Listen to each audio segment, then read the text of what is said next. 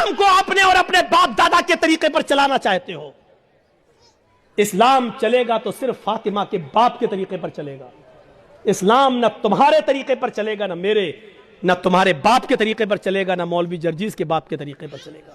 اسلام چلے گا تو جناب محمد رسول اللہ کے طریقے پر چلے گا۔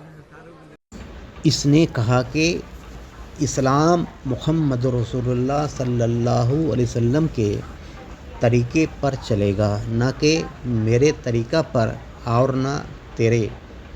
بے شک اسلام رسول اکرم صلی اللہ علیہ وسلم کے طریقہ پر چلے گا، اور رسول اکرم صلی اللہ علیہ وسلم کا طریقہ کو شریعت کہتے ہیں، نہ کہ تیمیہ کی منتخب کی ہوئی حدیث۔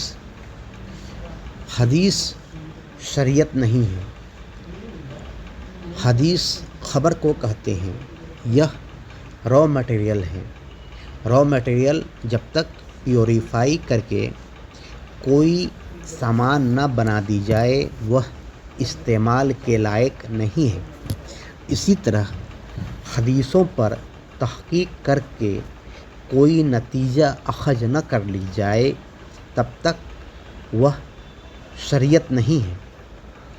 یہ کام مجتہدین کا ہے، نہ کہ اس خوارج 2% کے نام نہاد مولویوں کا، جو ایک حدیث سنا کر مجتہدین کے اخذ شدہ شریعت کو چیلنج کرتا ہے۔ حدیث سے مسئلہ بیان کرنا صرف مجتہد کا کام ہے۔ غیر مجتہد کسی مجتہد کی تحقیق شدہ مسئلہ کو بیان کر سکتا ہے۔ مجتہد وہ ہے جس کو علماء کرام مجتہد تسلیم کریں، ان کو امام کہا جاتا ہے۔